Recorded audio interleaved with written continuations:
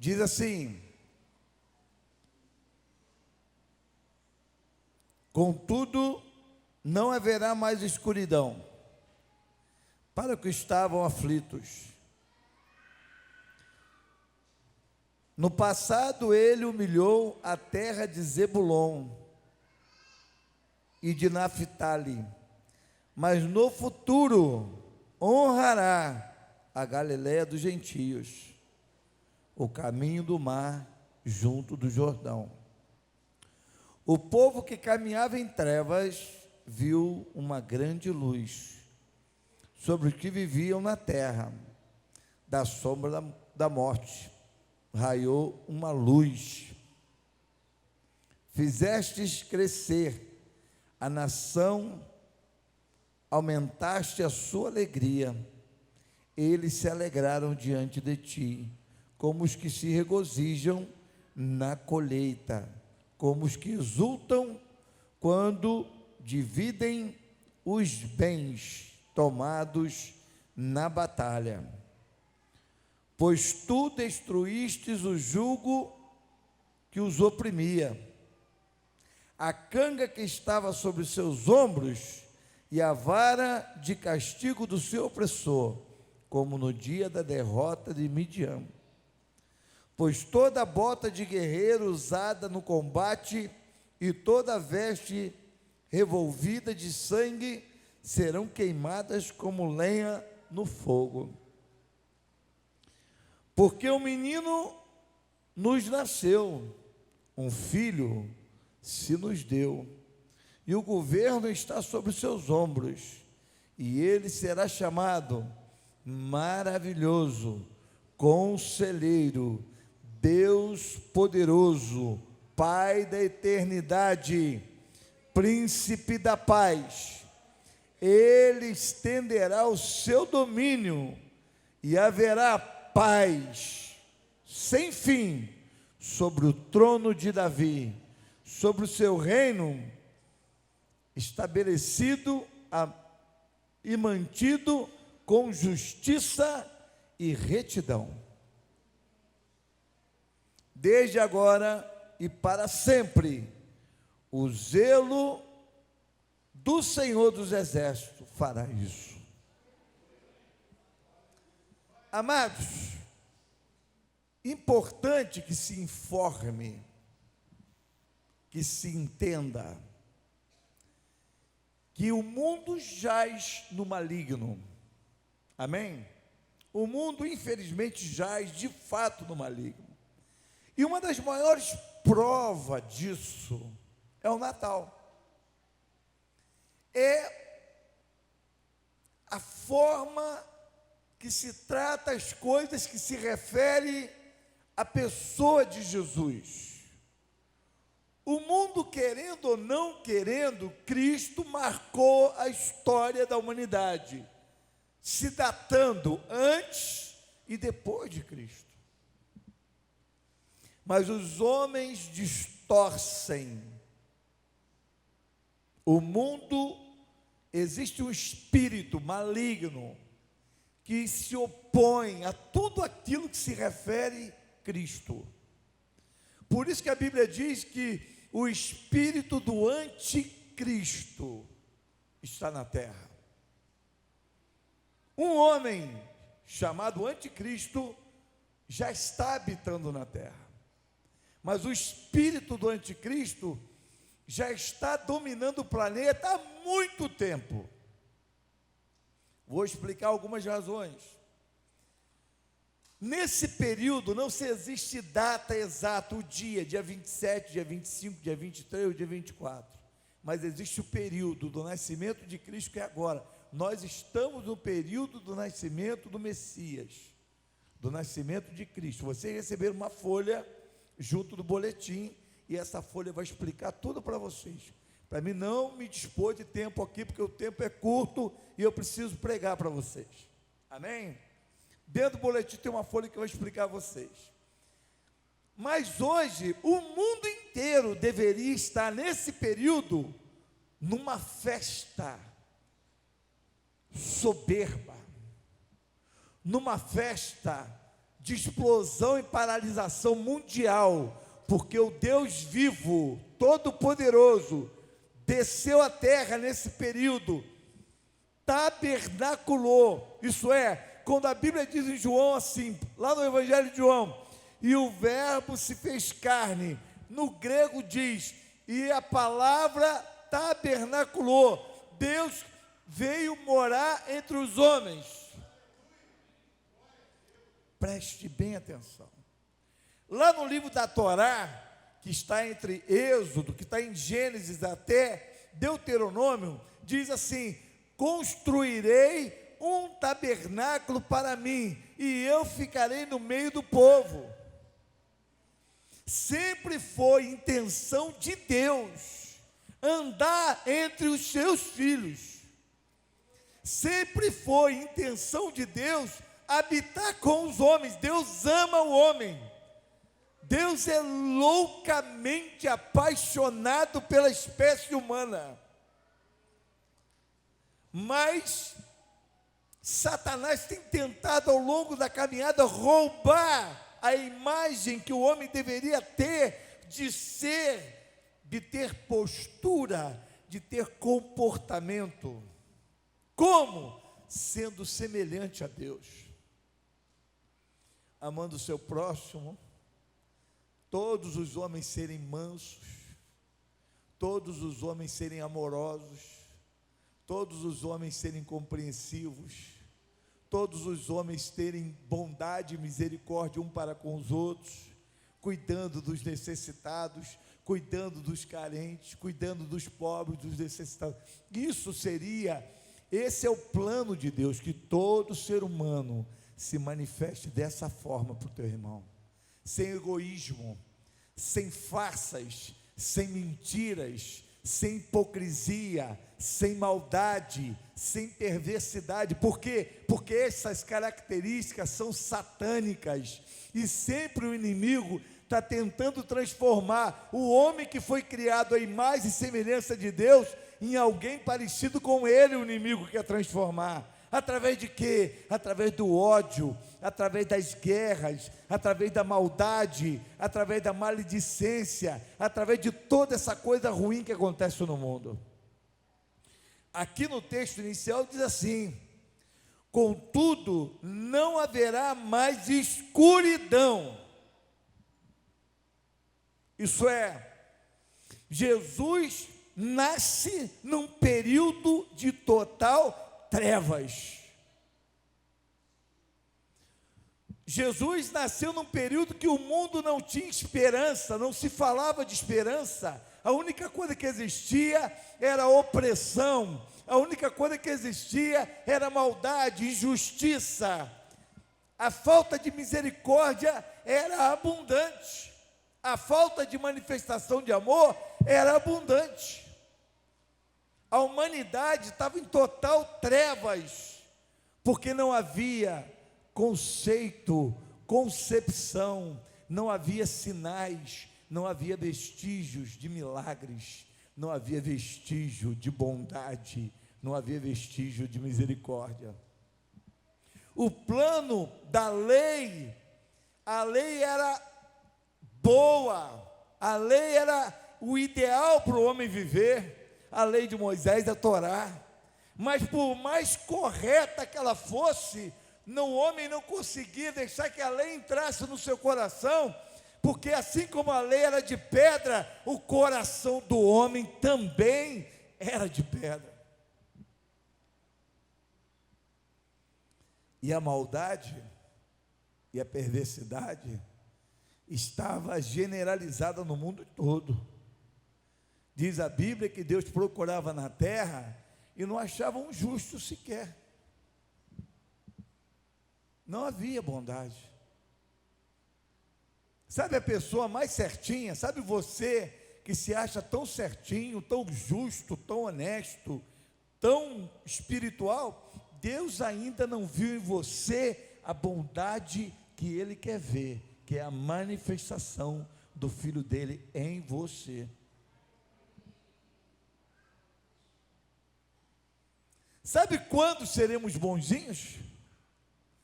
Sabe quando nós vamos manifestar algum ato de bondade? Quando Cristo Jesus se manifestar de fato em nós. De justiça e de bondade é muito pequeno, é microscópico diante do conceito de bondade de Deus. Se você perguntar para uma pessoa hoje, ela vai dizer assim: não, pastor, eu não bebo, não fumo, não é? Eu não roubo ninguém.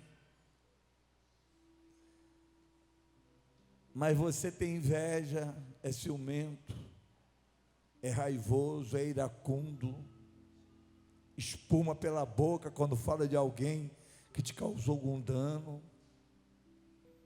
não perdoa, não exercita misericórdia, não tem compaixão. O mundo da época que Jesus nasceu era um mundo de perversidade. Mas diz a Bíblia que o mundo agora, ele está dizendo, não haverá mais escuridão. É como se Jesus viesse do céu, e ainda que nós olhássemos para ele como um bebê frágil, tão dependente, a glória de Deus estaria ali, quebrando já cadeias, desde a hora do seu nascimento. Desvendando os olhos e abrindo os olhos dos homens. Reis magos vêm do Oriente e vêm prestar culto e adoração a Ele. Ninguém sabe explicar por que coisas acontecem. E eu quero dizer para você que a glória do Filho de Deus está descendo aqui hoje sobre cada um de vocês e há de se manifestar sobre cada um de vocês. E vocês vão ter mudanças de comportamento. Onde não havia amor, vai haver. Onde não havia perdão, vai existir. Aonde não havia misericórdia, a glória de Deus virá sobre você. E a misericórdia virá. Atos de amor, atos de compaixão, atos de misericórdia. Porque foi para isso que ele veio. Ele veio desfazer e destruir todas as obras do diabo.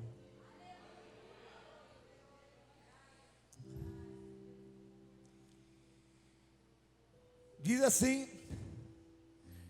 Zebulon e Naftali estavam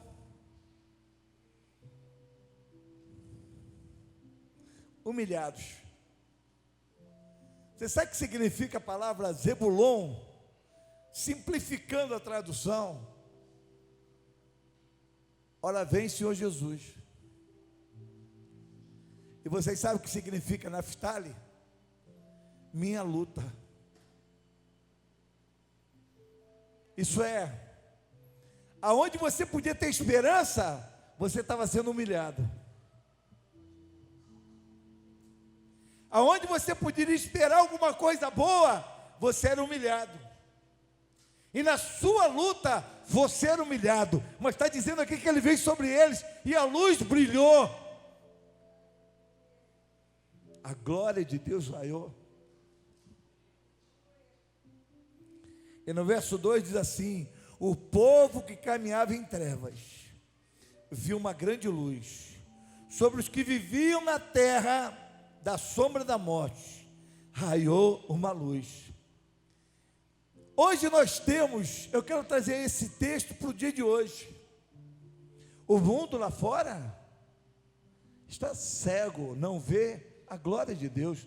Lá em 2 Coríntios 4 diz assim: porque o Deus desse século cegou o entendimento dos incrédulos para que não vissem a glória de Deus.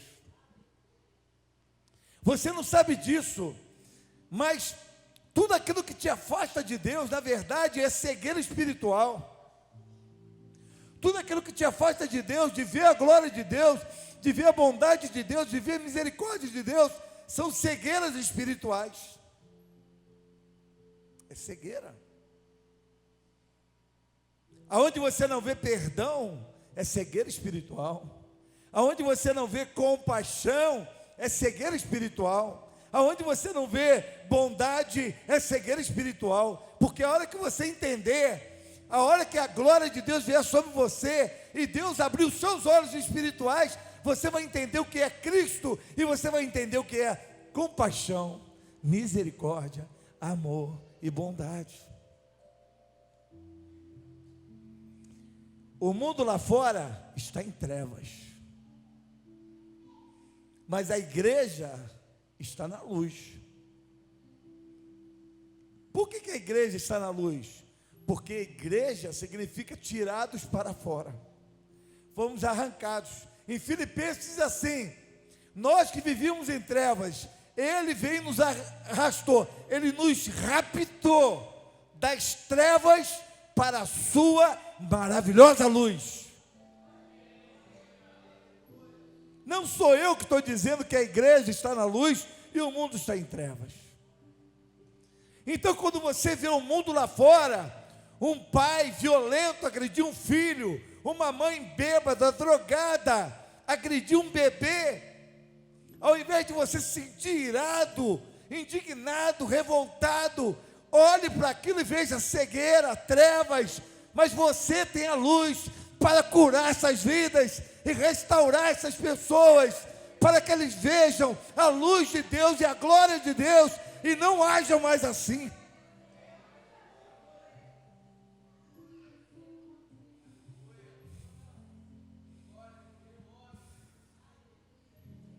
De que adianta a luz num lugar onde não tem pessoas que precisam dela?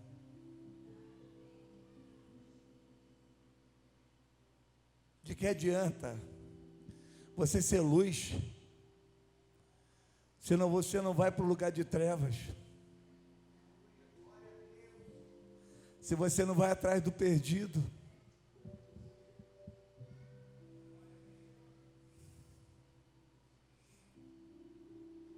A coisa mais egoísta que eu vejo na humanidade é: a minha opinião é essa. E eu quero perguntar para você: a tua opinião te levou você até onde até agora? Com a tua opinião você fez o que por alguém?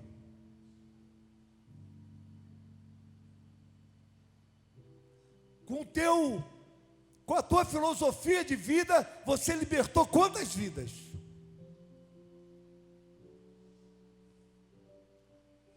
Você, com a tua soberba,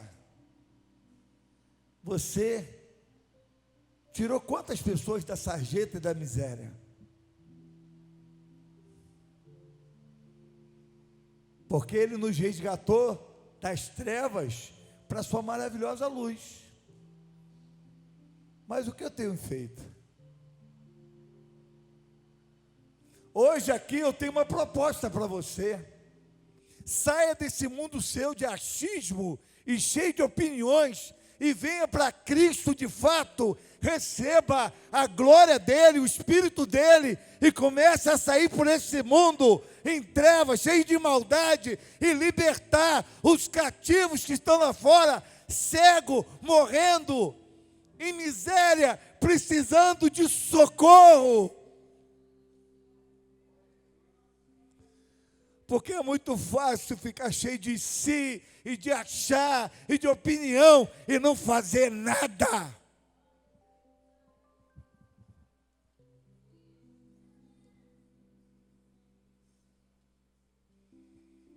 Um dia, haverá um grande dia, e você terá que olhar Ele no olho, cara a cara, acreditando ou não acreditando, tu vai ter que estar de cara com Ele.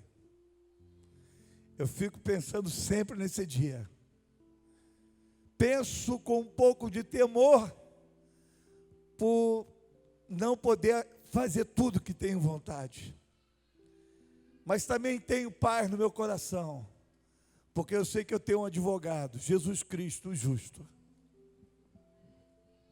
Mas fico pensando naquele grandioso dia onde Ele irá chamar, e Ele dirá para alguns: vinde bendito do meu Pai, porque eu tive fome, me deste de comer, tive nu, me vestiste, tive fome, tu me deste de comer, tive preso, tu me visitaste, eu tive enfermo, tu foi lá me visitar. Mas outras dirão, apartai-vos de mim, maldito.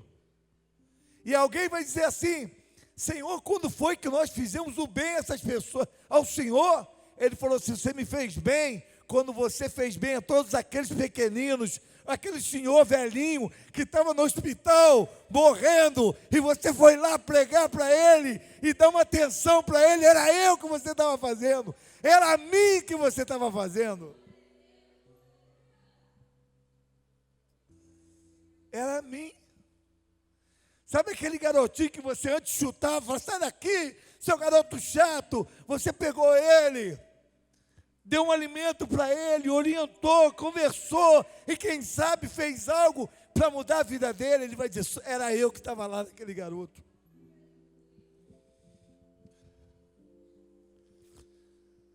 Sabe aquela velhinha que ninguém dá valor, que está fedendo, tem um mau hálito, e que está lá na mendigância, passando fome, e que você pegou e ajudou, e que você arrancou, ele vai dizer, era eu que estava lá, ó. Chega de ser crente para ganhar bênção, precisamos ser cristãos para ser uma bênção. Deus quando chamou Abraão, Ele não chamou Abraão, olha, vem cá que eu vou te abençoar, não. Ele disse, sê tu, Abraão, sê tu, Abraão, sê tu uma bênção.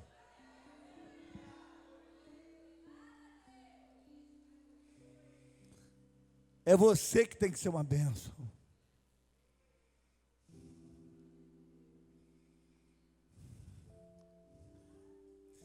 Talvez as pessoas olhem lá fora, para dentro desse templo, com esse grande espetáculo que nós vimos aqui, e digam assim, quem sabe, será que eu poderia entrar ali? Às vezes a luz está tão grande em você, que as pessoas não têm coragem de chegar perto. Será que você não quer ofuscar um pouquinho a sua luz, esconder ela mais dentro de você, e brilhar um pouquinho para aqueles que precisam?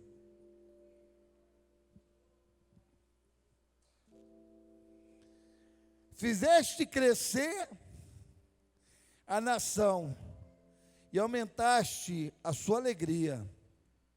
Eles se alegraram diante de ti, como os que regozijam na colheita, como os que exultam quando dividem os bens tomados de uma batalha.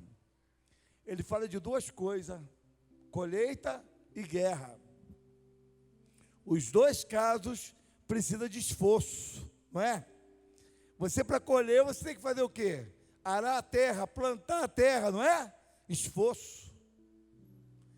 E a batalha, você precisa de esforço. Você tem que ter capacitado, você tem que ter treinamento, você tem que estar armado e tem que estar preparado e forte para a batalha. Você tem que ver a vida. Você hoje vê a vida assim, eu vejo muita gente falando assim, como é que está?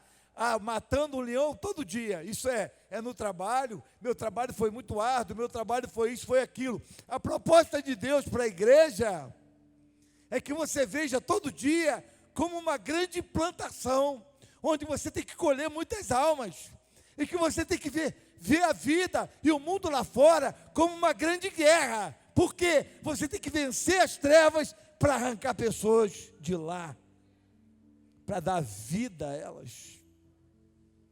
Porque Jesus veio para isso. Falar de Natal, de um meninozinho frágil que nasceu, só. Não, eu quero falar para você nessa noite do que esse menininho veio fazer na terra. Ele veio revolucionar o mundo, ele veio destruir toda a obra do inferno. Ele veio abrir os teus olhos, os meus olhos, para que nós venhamos resplandecer a grande luz, a poderosa luz do Evangelho,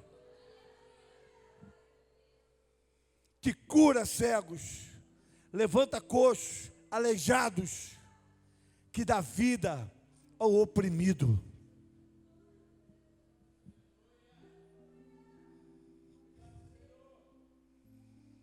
pois destruístes o jugo que os oprimia, a canga que estava sobre seus ombros, e a vara de castigo do seu opressor. Ele veio libertar. Ele veio tirar o teu jugo. E Ele quer que você vá lá fora tirar o jugo daqueles que estão aprisionados. Alguém diz assim, eu quero fazer uma pergunta, quem gostaria aqui de dar um presente lindo para Jesus? Vamos supor que hoje é o aniversário dele. Eu queria perguntar, quem gostaria de dar um presente lindo para Jesus? Eu quero dar, quem gostaria? Levante a mão. Pois é, que tal começar a organizar bons presentes para Jesus? Começa a fazer o sangue dele valer na tua vida. E comece a resgatar vidas com o sangue dele. Comece a libertar oprimidos lá fora. Comece a reagir de forma diferente do jeito que o mundo reage. Comece a se opor ao sistema do mundo.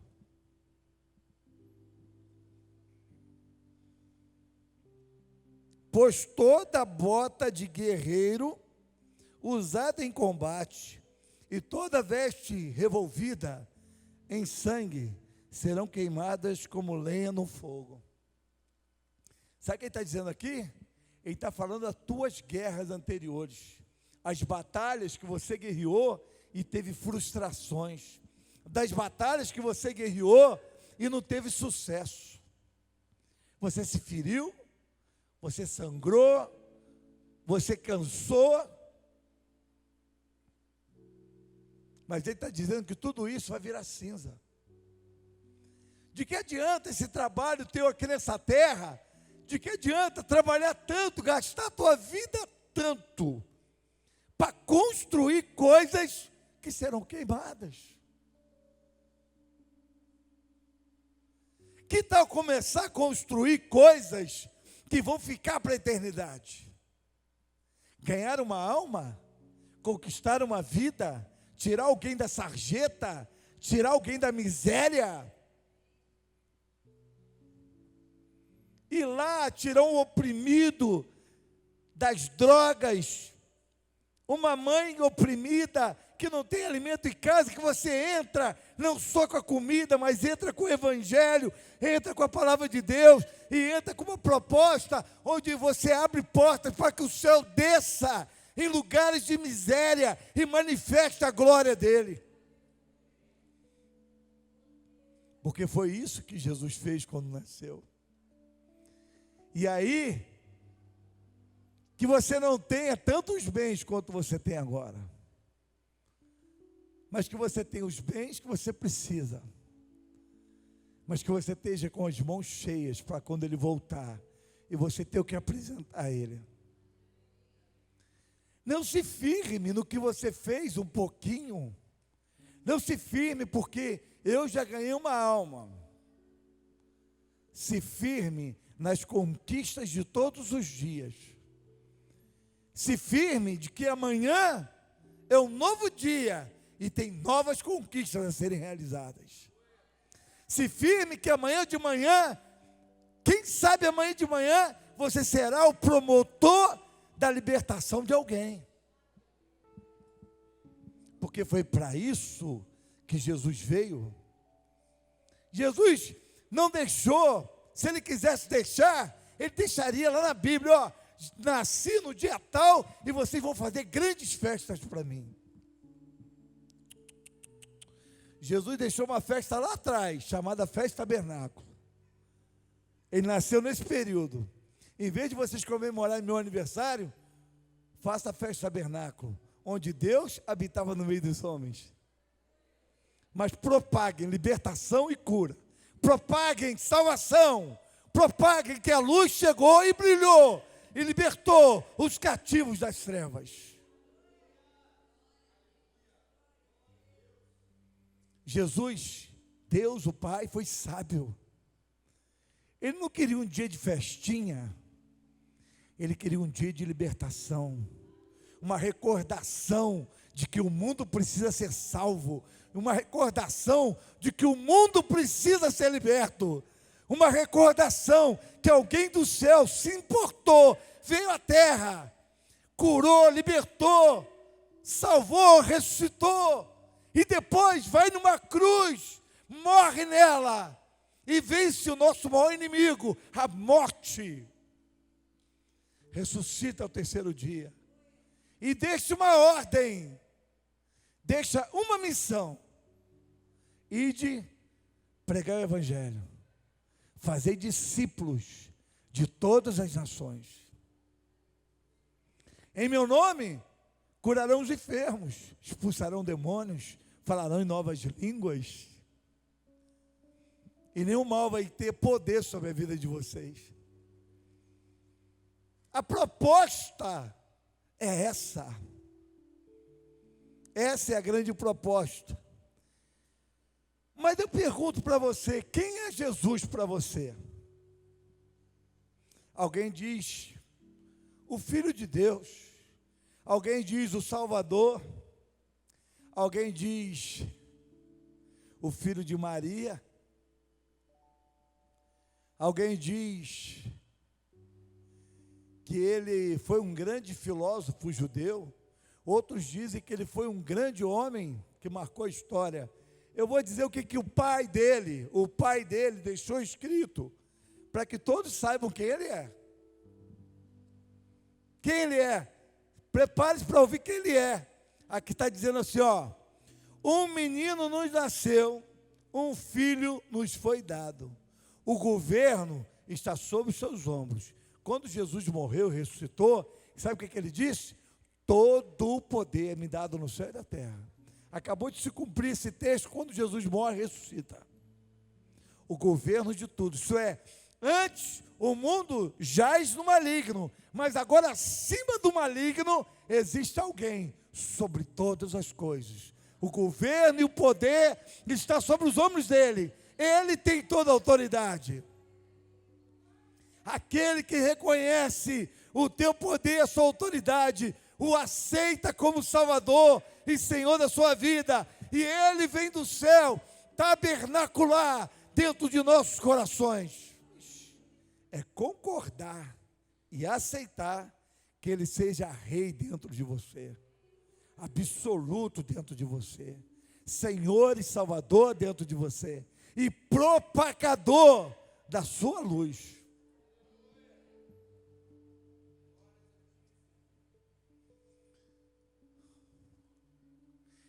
Ele será chamado maravilhoso. Por que ele é maravilhoso? Ele é maravilhoso por 1 milhão de motivos, mas alguns são: porque ninguém amou como ele amou, ninguém compreendeu como ele compreendeu. O dia que levaram uma prostituta para ele, perante a lei, ele tinha também que ser obrigado a dar uma pedrada naquela mulher. Ele foi maravilhoso nas saídas, nas soluções, e é até hoje nas nossas vidas. Ele disse para aquele povo: quem não tem pecado, atire a primeira pedra. E naquele momento, a mente daqueles homens brotaram a lembrança dos seus pecados. E todos se lembraram que ninguém era merecedor de dar uma pedrada naquela mulher. E ele que merecia, ele que tinha o direito de pegar um tijolo e tacar nela, ele ficou com o que ele inspirou em Tiago. Tiago diz assim: a justiça foi superada pela misericórdia. Tiago diz isso. Quando ele tinha o direito de ser justo, ele decidiu ser misericordioso. Eu só quero que vocês digam isso comigo hoje. Eu quero que vocês levem essa frase para casa. Leve essa frase para casa na mente de vocês. Diz assim: quando eu tiver o direito, falem comigo, quando eu tiver o direito de ser justo e fazer justiça com as minhas mãos, eu vou decidir, eu vou optar pela misericórdia. Porque a Bíblia diz, diga comigo, porque a Bíblia diz que os misericordiosos alcançarão misericórdia. Amém? Ele foi magnífico, ele foi maravilhoso. Ele manifestou, queridos. Ele manifestou coisas incríveis. Ele fez coisas incríveis. Curou 10 leprosos, curou mulher com fluxo de sangue, ressuscitou mortos, devolveu viúvas os seus filhos, devolveu leprosos, rejeitados para suas famílias. Maravilhoso. E aqui está dizendo que ele é conselheiro. Você sabe o que ele dizia para todos que ele curava, que ele ministrava alguma coisa? Ele dizia assim, ó, vá e não peques mais. Ele era conselheiro. Quando alguém estava com ódio no coração, ele dizia assim, ama teu próximo como a ti mesmo. Da forma que você for perdoado, perdoa.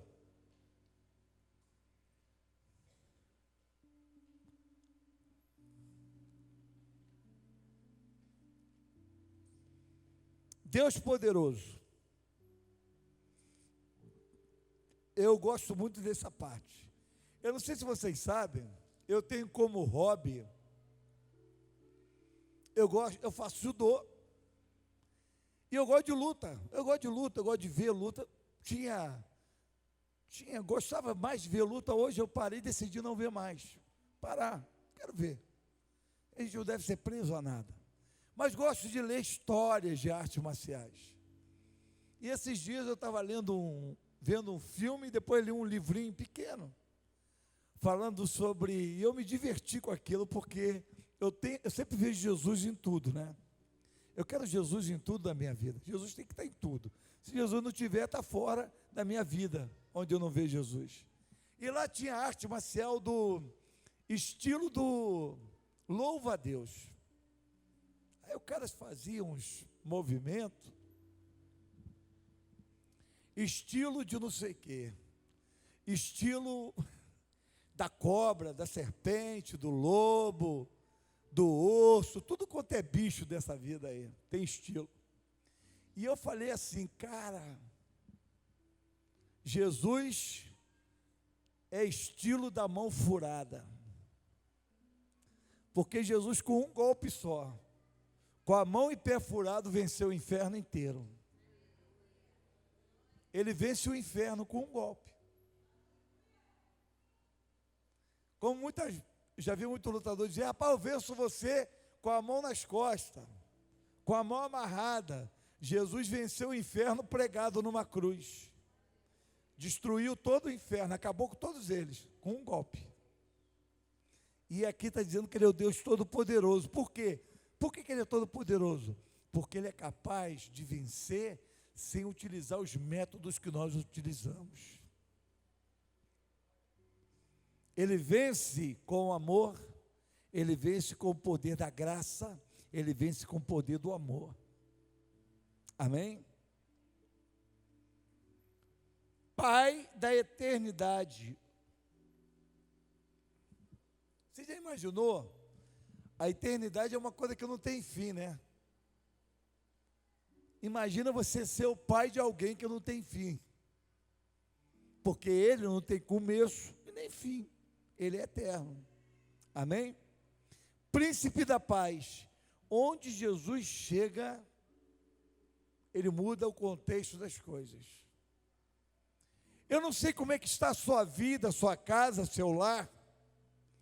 Eu não sei como é que está a sua história, mas se você deixar Jesus hoje entrar na sua vida, de verdade, Ele vai ser o príncipe da paz na sua casa. Ele vai mudar a sua história. Ele vai transformar a sua história de tristeza, de abatimento, de depressão, numa história de graça, bondade, alegria e felicidade. Não pense você que quando você vem para Jesus, a luta para. Não, a luta não para, e vou dizer mais, a luta piora. O problema é que agora você sabe brigar. O problema agora é que você sabe se defender. O diabo te olhava sempre assim, ó, esse aí é mole. Mas agora você está na força e no poder de Jesus na tua vida, porque o verbo de Deus tabernaculou em você. E agora você pode vencer o teu inimigo. Você pode lutar, você pode usar o nome dele para vencer as suas batalhas. Quando Jesus entra na nossa vida, tem um cântico agora que diz que tudo fica colorido. Mas quando Jesus entra na sua vida, você deixa de ser uma pessoa inofensiva, escrava, oprimida, derrotada, para ser alguém capacitado por Deus para lutar e para vencer. Eu queria convidar todos que ficassem de pé, por favor.